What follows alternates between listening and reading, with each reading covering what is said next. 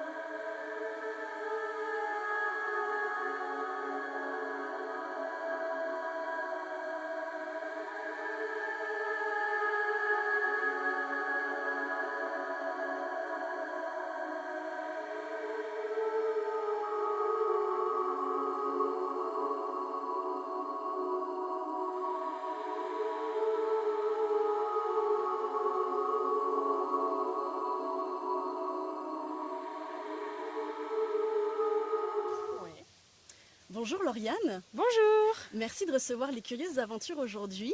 Lauriane, je crois que tu as un métier qui est assez particulier, incroyable. Est-ce que tu peux nous raconter ce que tu fais, s'il te plaît ? Alors je suis sirène professionnelle. C'est pas génial ça ? Du coup, ça consiste à quoi être sirène ? Parce que du coup, on voit les sirènes à la télé, il y a eu des films, des dessins animés. Aujourd'hui, qu'est-ce que c'est dans la vie du quotidien d'être une sirène professionnelle ? Alors en fait, je fais de l'événementiel. Donc je fais des spectacles aquatiques et terrestres en sirène. Donc du coup, le côté aquatique, parce que bien sûr, les sirènes, c'est dans l'eau, donc Oui. il faut de l'eau, tout ça. Mais j'ai beaucoup de demandes pour des enfants, notamment, qui n'ont pas les moyens d'avoir une piscine. Donc je m'adapte et je fais des animations terrestres. D'accord, donc en fait, des particuliers ou des entreprises peuvent te contacter C'est ça. et tu leur fais des animations. C'est ça, je fais beaucoup plus, on va pas se mentir, d'animations privées. Donc anniversaire, baptême, mariage. Mais j'ai aussi tourné avec des chanteurs, j'ai fait des festivals de musique, j'ai fait des marchés de Noël. Enfin, je m'adapte à la demande. D'accord, oui, donc c'est super varié en fait comme prestation. C'est ça. Et pour être sirène, qu'est-ce que ça implique ? Qu'est-ce qu'il faut comme matériel ? Parce que on le voit bien, tu n'as pas de nageoire de sirène sur toi aujourd'hui. Donc comment tu prépares en fait l'incarnation de ton personnage ? Alors après, moi je dirais déjà, j'ai mon propre personnage, ça me correspond. Donc du coup, c'est toujours très coloré. Enfin voilà, j'ai des perruques roses, des perruques blondes. J'ai toujours des couronnes, des gros colliers à perles. Et j'ai des nageoires, souvent roses, violettes. Donc du coup, j'ai beaucoup de nageoires en tissu. Donc ça, c'est pour apprendre surtout aux gens à nager. Mais moi, j'ai des nageoires professionnelles dites en silicone. D'accord. Ça doit pas être le même poids, je pense. Pas du tout. Du coup, tu te prépares, tu fais ta prestation.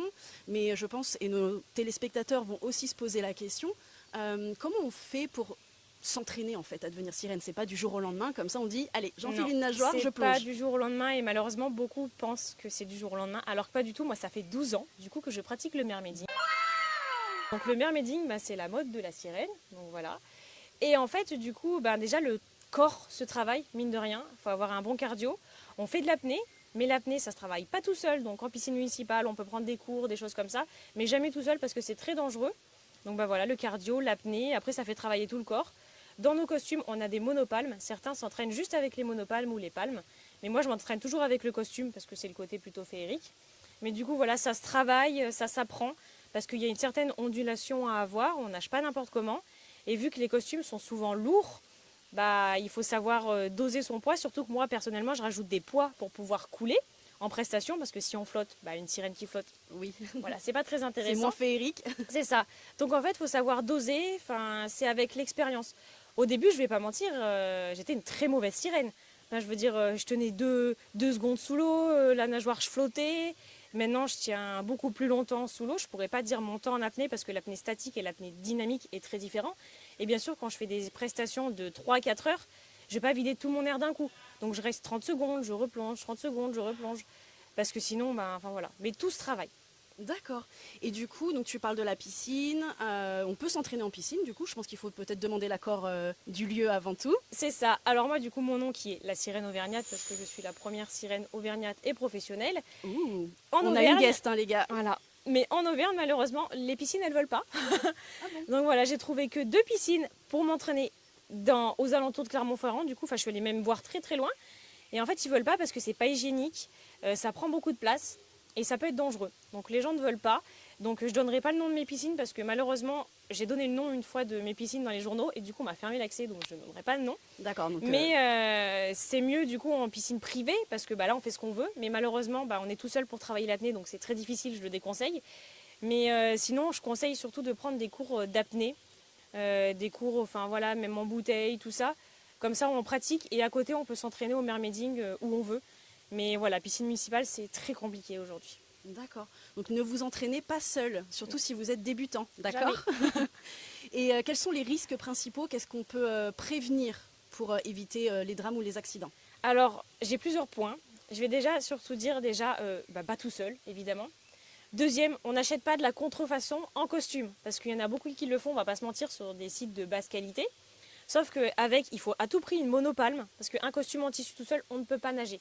Et moi, j'ai beaucoup de personnes qui achètent des tissus sur des sites de contrefaçon et qui viennent me voir en me disant « Oui, ma fille, elle a risqué de se noyer. » Oui, c'est normal, quand on ne prend pas du matériel de qualité, on ne peut pas. Donc déjà, moi, je dirais acheter des nageoires de qualité. Donc il y a énormément de sites pour ça. Comme ça, déjà, ça évite que les monopalmes se cassent ou qu'on nage sans monopalme et qu'on risque la noyade. Et puis déjà, c'est un bon point, déjà. Donc si par exemple on veut se lancer à essayer, peut-être que la première étape ce serait avec juste une monopalme sans le costume. On peut, voilà, c'est ça. Moi, je conseille déjà, faut déjà être bon nageur. Donc, être bon nageur. Après, on peut s'entraîner sans monopalme. On peut s'entraîner à l'apnée sans monopalme, sans costume, sans rien. Et après, c'est un tout qui se mixe. Parce que c'est vrai que suffit qu'on ne sache pas nager. Déjà, c'est compliqué. Si on ne sait pas faire d'apnée, on peut nager la tête au-dessus de l'eau, mais on va pas se mentir, c'est beaucoup mieux de nager la tête dans l'eau. C'est vrai que c'est tout un mélange de beaucoup de choses qui font que pour être une bonne sirène. Mais après tout, il faut savoir que du coup, c'est pour ça que je fais des animations terrestres. Moi, je connais des gens passionnés de mermaiding qui ont peur de l'eau, mais qui ont une peur bleue de l'eau. Et du coup, ça permet aussi aux gens de faire des shootings photos hors de l'eau, des animations, enfin voilà, hors de l'eau. Moi, je fais du maquillage, je fais des séances photos, enfin voilà, beaucoup de choses pour permettre aux gens qui sont passionnés mais qui n'aiment pas l'eau de quand même s'épanouir dans ce domaine.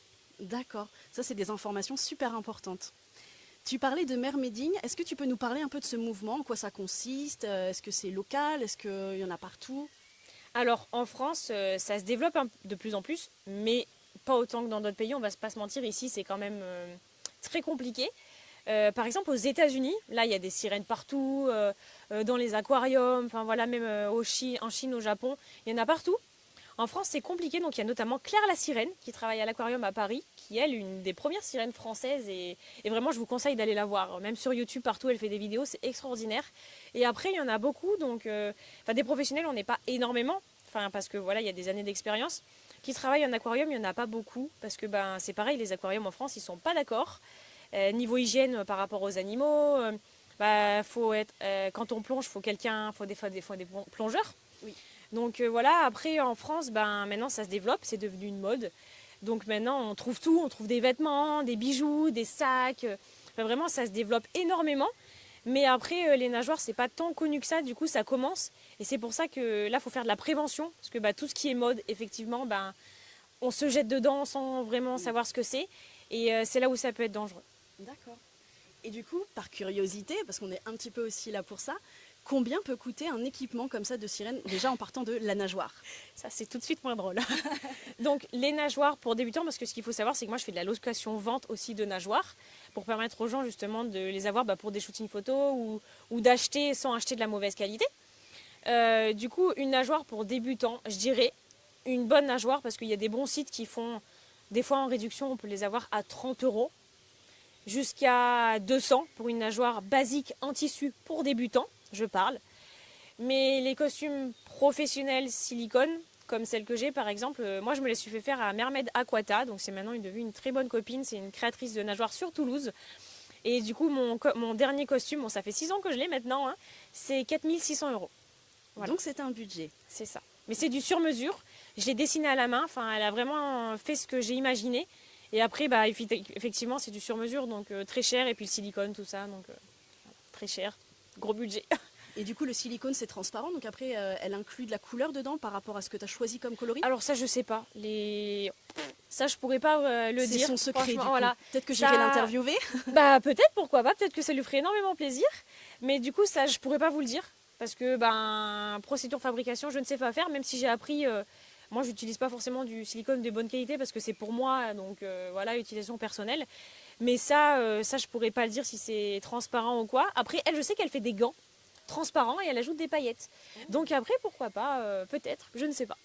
Super. Juste un petit point que je pourrais rajouter que j'ai pas dit, c'est que bon, il y a le costume qui coûte cher, mais il y a les hauts qui sont souvent faits à la main, donc qui coûtent aussi très cher parce que fait à la main. Il y a des créatrices en France du coup de top de sirène, mais moi je les fais à la main.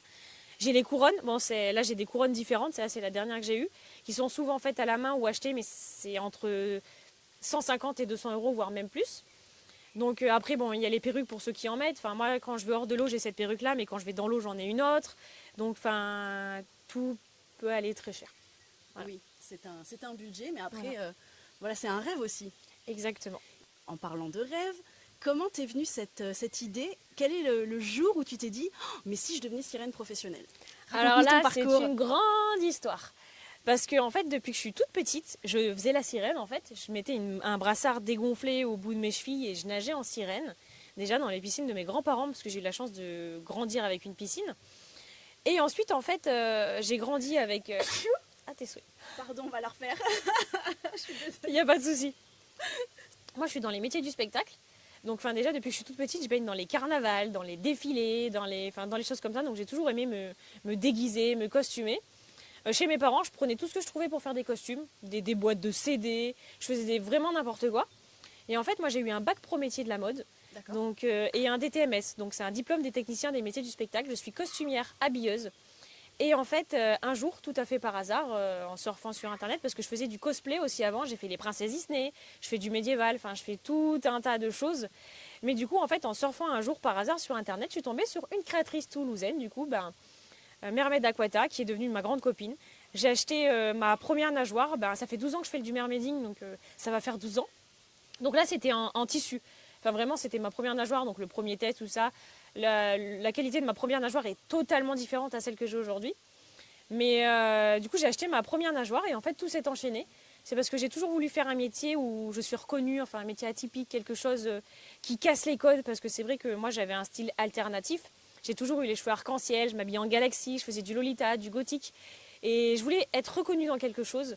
Et vu que j'adore la scène, j'adore le spectacle, j'adore le public et j'adore l'eau, et voilà, j'ai décidé de faire la sirène. En Auvergne, je sais que c'est pas évident, c'est plutôt en Méditerranée. Mais j'ai décidé de faire ça ici parce qu'il n'y en avait pas. Et justement, j'ai réussi à percer parce qu'il n'y en avait pas. Et grâce à ça, j'ai tourné avec des chanteurs, j'ai posé pour des magazines, j'ai fait des courts-métrages, voilà, j'ai fait énormément de choses. Et j'ai de gros projets aussi qui arrivent. Donc voilà, je suis partie de rien. Oui, c'est une vraie progression en fait. Et c'est rigolo parce que pour avoir fait aussi des études de costume et fait du cosplay, etc., on aurait vraiment pu se croiser en convention. Ah mais c'est sûr. Ça se trouve, on s'est même croisés et qu'on ne se connaissait pas. C'est ça. C'est fort possible parce que c'est vrai qu'il y a des fois, on dit mais on se connaît pas nous. Et des fois, je reconnais des filles qui étaient au lycée avec moi. Bon, des années après, je suis pas vieille, hein, mais on les recroise en fait ailleurs qui font de la corsetterie ou de n'importe quoi. Et en fait, on se complète sans faire la même chose. Parce que dans le mermaiding, mine de rien, moi je mets pas de corset, mais il y en a qui mettent des corsets pour faire des photos. Donc c'est vrai que ça regroupe un peu tout ce qui est costume, tout ce qui est tout ça. En fait, on peut s'épanouir comme on veut dans le mermaiding, qu'on soit fort, mince, on fait ce qu'on veut, ça nous plaît. Enfin voilà. Et pour les hommes, du coup? Alors ce sont les tritons. D'accord. Du coup, les tritons, il n'y en a pas beaucoup, malheureusement, parce que les gens se moquent. On va pas se mentir, les gens se moquent, donc les tritons n'osent pas beaucoup. Mais maintenant, ça se développe un peu plus. On a de très jolis tritons en France, franchement, c'est super. Et je crois qu'on a un abonné qui peut-être va essayer. Et donc ça, ce serait chouette. Trop bien. Donc j'espère qu'il regardera l'épisode et Ah oui, faut regarder. et que ça lui donnera envie d'essayer. Ah, Parce bah, que je croise les doigts. effectivement, c'est pour, comme tu le disais, c'est pour tout le monde. C'est ça. C'est une expression artistique, c'est une expression de soi. Donc en fait, Exactement. ça encourage aussi à faire sortir des parts de soi. C'est ça. C'est vrai que moi, personnellement aussi, j'ai commencé le mermaiding parce que je ne m'aimais pas. En fait, le mermaiding et la photo, parce que je fais de la photo à côté, donc ça complète. En fait, c'est un tout. En fait, ça m'a aidé à m'accepter. Et je pense aussi que mon personnage, c'était un petit peu une façon de me cacher avant, je précise. Ça me cachait, j'étais dans mon personnage. Parce qu'en fait, quand je fais des prestations, des choses comme ça, en fait, le regard du public, en fait, ils sont là, ils sont émerveillés, que ce soit petit, grand, même des vieilles personnes, ils sont là, ils font des photos, ils sont émerveillés. Et en fait, c'est là où je fais waouh, je me sens tellement belle, je me sens tellement bien dans mon corps. Et en fait, le mermaiding m'a aidé à me sentir bien. Aujourd'hui, maintenant, je suis très bien dans mon corps. Enfin, ça m'a aidé à traverser tout ça. Donc, c'est pour ça que je continue. Je fais de la photo à côté. Je fais énormément de choses. Ça m'aide. Mais maintenant, c'est une partie de moi. Maintenant, je suis sirène. Donc, voilà. Oui. Et je crois aussi, j'ai ouï dire, que tu aides aussi les personnes à prendre confiance en elles sur leur image. Alors pas tant sur l'image qu'elles vont renvoyer, donc au regard de l'extérieur, mais plutôt comment elles vont se sentir à l'intérieur. Déjà à travers tes animations, à travers ta location d'accessoires et de nageoires de sirène, mais ça. aussi tu fais de la location de robes de soirée événementielles. C'est ça. Donc j'ai ma boutique de location vente, robes de soirée, robes de mariée, etc. Et en fait, je permets, notamment aux femmes, du coup, de s'épanouir, en fait, de se sentir belle, d'apprendre à s'aimer. Parce qu'on sait qu'aujourd'hui, la société est très dure et on est jugé tous les jours et le regard des gens peut faire très mal. Donc en fait, moi, mon but, c'est aussi d'aider les femmes à dire « Regarde, tu es belle. Regarde, en fait, il faut juste savoir trouver la tenue qui nous correspond. Oui. C'est pas le corps qui doit s'adapter à la tenue, c'est la tenue qui doit s'adapter au corps. Donc en fait, que ça soit dans le mermaiding, donc j'ai commencé avec les sirènes parce que du coup c'était mon gros côté. Et vu que je suis dans les métiers du spectacle, du coup maintenant j'ai fait une petite soupe et voilà, je fais tout. Et en fait voilà, mon but c'est vraiment aussi de permettre notamment aux femmes et du coup aussi un peu aux hommes de se sentir bien dans son corps, d'apprendre à s'aimer et de laisser le regard des gens de côté. Oui. Parce que voilà, aujourd'hui dans le mermaiding, justement, il n'y a pas beaucoup d'hommes qui pratiquent parce que forcément, ça fait efféminé, ça fait ci, ça fait ça. Et non, en fait, toi, tu kiffes ton moment, tu kiffes ton costume, et fais-le. Fais-le pour toi, fais-le pas pour les gens. Et moi, mon but, c'est vraiment de montrer aux gens, tu aimes, fais-le. Fais-le pour toi et après tout, on n'a qu'une vie. Donc, pourquoi s'arrêter au regard des autres? Si nous, ça nous fait du bien, on le fait. Et voilà, mon but, c'est vraiment de permettre au monde entier d'apprendre à s'aimer, parce que du coup je fais aussi du maquillage, je fais beaucoup de choses pour mettre la personne le maximum en valeur. Et waouh, franchement, il y a des femmes, elles me font merci parce que en fait elles pensaient pas qu'elles étaient capables de faire autant de choses. Et quand elles se rendent compte de là où elles ont commencé et de là où elles arrivent, elles ont fait waouh. Vraiment, je sais que ça aide beaucoup de monde. Ça, c'est super. Merci beaucoup pour ce que tu fais, pour les gens, pour nous tous. Et puis pour l'art aussi, parce que l'art, c'est super important dans le monde. Hein. C'est ce qui fait qu'une civilisation reste humaine, par exemple. Ok, super. Du coup, moi, j'ai très, très envie d'essayer d'être une sirène. Depuis toute petite, on va dire que avant La Belle et la Bête, La Petite Sirène était mon dessin animé préféré. La Belle et la Bête est mon premier cosplay. C'est vrai? Oui. Waouh. Un jour, je me ferai la robe de Belle. Un jour, quand j'aurai le temps. Entre deux interviews. Mais bref. Et étant petite, c'est pareil, je jouais à la petite sirène dès que j'étais dans une piscine, dès que j'étais dans l'eau. Et pardon maman pour avoir noyé la salle de bain à chaque fois que je prenais un bain, parce qu'effectivement, je me prenais pour Ariel. Et du coup, est-ce que tu serais OK pour m'emmener, moi, et pour emmener aussi les caméras et les curieux et les curieuses qui nous regardent, dans une piscine pour tester et de devenir une sirène le temps d'une demi-journée? Évidemment, mais avec grand plaisir. Yes, je n'attends que ça. Super. Vraiment, ouais. Donc, je t'ai préparé des costumes, des accessoires. Oh, et puis, je vais t'apprendre tout ça. Super. Et on y va? Oui, on y va. C'est parti. Yes, c'est parti.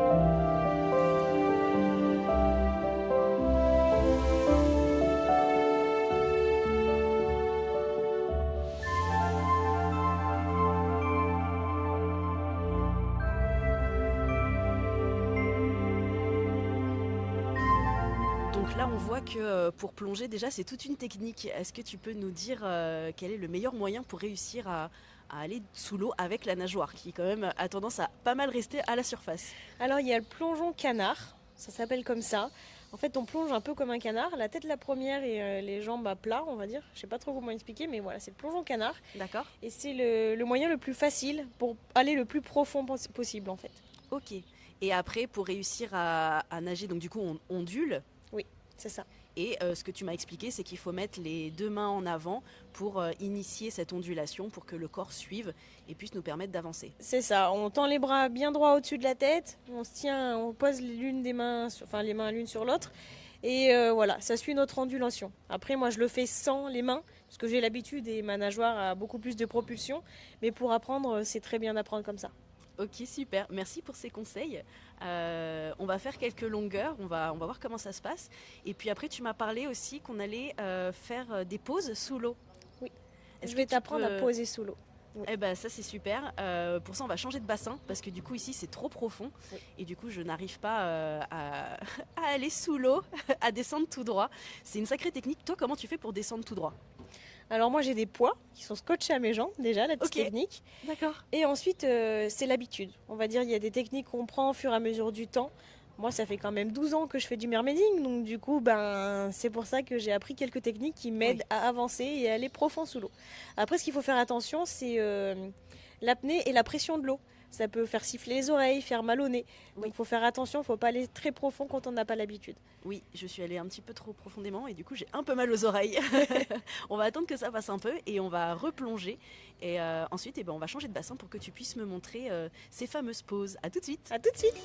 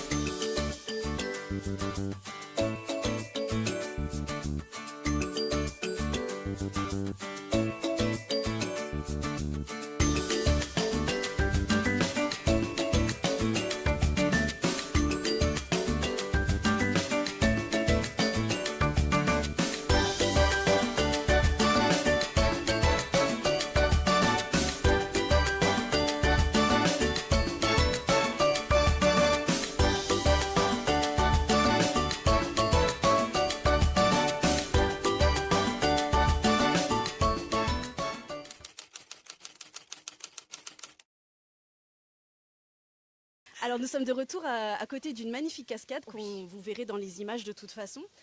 Nous avons une question qui a été posée par nos abonnés. Donc en fait le principe c'est que sur Instagram à chaque fois je mets un post dédié à l'interview que je vais réaliser et les spectateurs ont la possibilité de poser une question qu'ils aimeraient poser à l'interviewé.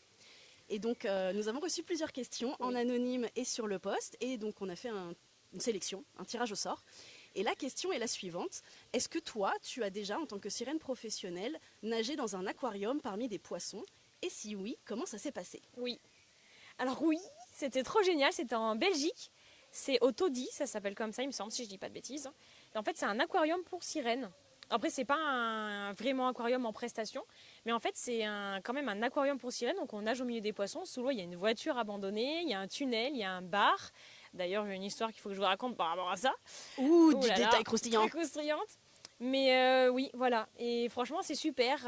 Voilà. Après, nager au milieu des poissons, j'ai déjà fait en Méditerranée. Donc ça, j'avais l'habitude. Donc Ah oui, carrément, dans la mer direct. Quoi. voilà, dans la vraie mer, sirène. c'est ça. Donc je fais des tournages là-bas, etc. Et puis bien sûr, quand je pars en vacances, j'emmène toujours un costume. Donc nager avec des poissons, je l'avais déjà fait hors aquarium. Mais du coup, oui, j'ai déjà nagé dans un aquarium en Belgique, au milieu des poissons. Ça s'est bien passé avec les poissons? Avec les poissons, oui. C'est plus avec le décor que ça s'est pas bien passé. Ah mince, c'est là qu'on a les détails croustillants. Raconte-nous tout ça. Alors, on va parler du coup là de prévention. Hein. Moi, j'ai fait me noyer 3 fois en sirène, il faut savoir. Donc, c'est hyper dangereux. Alors que je suis professionnelle et que ça fait 12 ans que je pratique. Hein. Alors, justement, en Belgique, en fait, il y a un bar sous l'eau. Vous savez, comme dans les îles, il y a un bar avec un tipi, tout ça.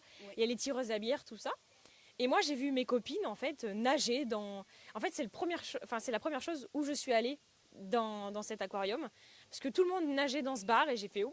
Je l'ai vu, j'y suis allée. J'ai nagé 5 minutes. Je me suis ouvert le crâne. Voilà. Quoi? Voilà, je me suis ouvert le crâne, littéralement. T'as fait ça comment? En fait, du coup, je suis rentrée dans le bar. Et en fait, mon costume est resté coincé entre les tireuses à bière. Mais du coup, pour le coup, on reste pas internam sous l'eau non plus. Et puis, bien sûr, on panique aussi. Donc, en fait, j'ai nagé.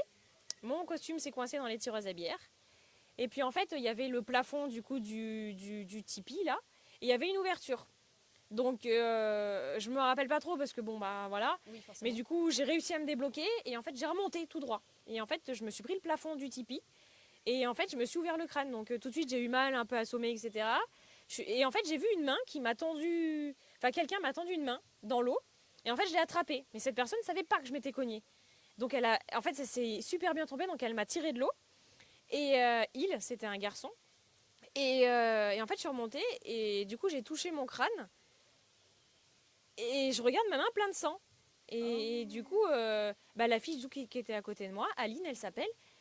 Elle me dit ça va. Je dis je sais pas et tout. Et elle regarde. Je me suis ouvert le crâne en fait.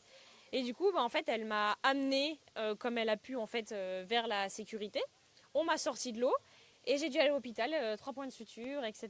Voilà. Donc c'est un de mes accidents parmi tant d'autres parce que en bref, j'ai failli me noyer aussi à Toulouse. J'ai fait une prestation pour la nuit de l'eau. J'étais pas dans le petit bassin, donc du coup je ne peux pas être sur mes genoux. Pas dans le grand bassin, donc je ne peux pas être debout. Donc j'étais en l'entre-deux. Et en fait j'avais une ceinture de plomb et des enfants qui me montaient dessus. Mais j'avais vraiment une dizaine d'enfants qui me montaient dessus. Donc je ne pouvais rien faire. J'ai enlevé ma ceinture, une enfant a compris, elle me l'a pris. Donc voilà. Et j'ai fait une autre aussi en festival de musique, du coup le festival du Château Perché. Et je faisais un spectacle sous l'eau. Un homme un peu amoché m'a sauté dessus. Mes pieds sont sortis de la monopalme. Et ce qu'il faut savoir, c'est qu'un costume en silicone, on met un moment pour l'enfiler. Et en fait, mes pieds étaient sortis de la monopale, donc impossible de nager. Et le pauvre, je suis désolée, je me suis agrippée où j'ai pu. Donc, voilà. Il m'a sorti de l'eau, il m'a dit qu'est-ce que tu fais? J'ai dit prévention, ne faites pas ça tout seul. Et voilà. Faites ça de façon encadrée, surtout si vous êtes débutant. C'est ça. Et même si vous n'êtes pas débutant, c'est bien d'avoir quand même au moins une personne au cas où. Exactement, parce que voilà, même les professionnels pour le coup qui ont de l'expérience, qui ont l'habitude de nager, l'habitude de faire de l'apnée, les accidents ça arrive.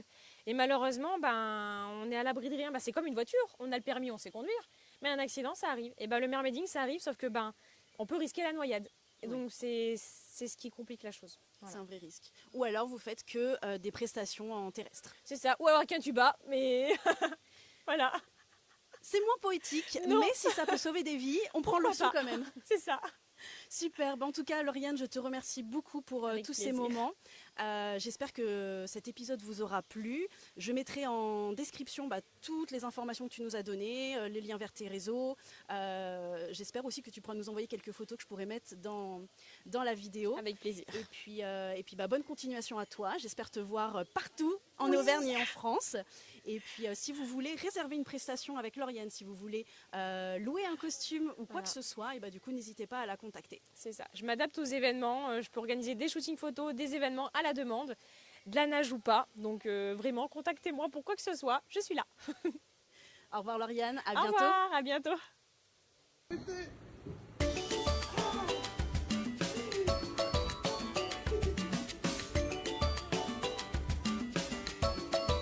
Bonjour mesdames et messieurs. Et coupé. Hop, j'ai même pas eu besoin de mon anti-sèche. Moi, tu vois. Je crois que j'ai posé toutes les Très bon travail.